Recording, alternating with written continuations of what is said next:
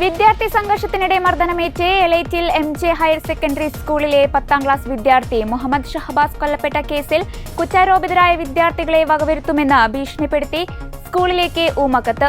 ഷഹബാസ് കൊലക്കേസിൽ ആദ്യം പിടിയിലായ 5 വിദ്യാർത്ഥികളെ പോലീസ് സംരക്ഷണത്തിൽ SSLC പരീക്ഷ എഴുതിക്കാൻ തീരുമാനിച്ചതിനെ തൊട്ടു പിന്നാലെയാണ് കത്തയച്ചത്. വൃത്തിയുള്ള കൈപ്പടയിൽ എഴുതി സാധാരണ തപാലിലാണ് താമരശ്ശേരി GVHSS പ്രധാനാധ്യാപകനെ കത്ത് ലഭിച്ചത്. സ്കൂൾ അധികൃതർ താമരശ്ശേരി പോലീസിൽ വിവരമറിയിക്കുകയും പോലീസ് അന്വേഷണം തുടങ്ങുകയും ചെയ്തു. വിദ്യാർത്ഥി സംഘർഷത്തിന്റെ പശ്ചാത്തലത്തിലുള്ള കേസായതിനാൽ അതീവ രഹസ്യമായാണ് ഇത് സംബന്ധിച്ച അന്വേഷണം തുടരുന്നത്.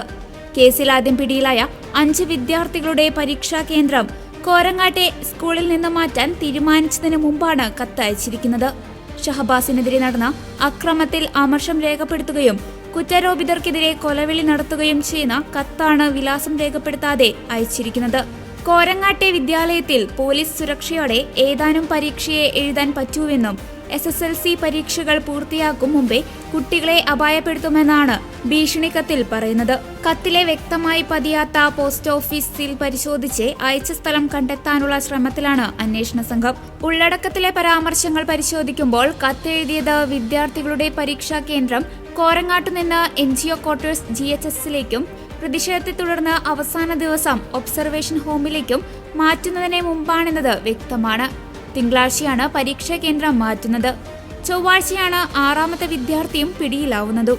അക്രമം ആസൂത്രണം ചെയ്യാൻ വിദ്യാർത്ഥികൾ ഉണ്ടാക്കിയ ഇൻസ്റ്റാഗ്രാം ഗ്രൂപ്പിലെ അംഗങ്ങളായ മറ്റുള്ളവരുടെ പങ്കും പോലീസ് വിശദമായി പരിശോധിക്കുന്നുണ്ട്.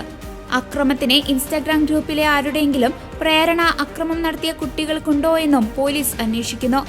61 കുട്ടികളാണ് ഇൻസ്റ്റാഗ്രാം ഗ്രൂപ്പിൽ ഉള്ളതെന്നും പോലീസ് പറഞ്ഞു.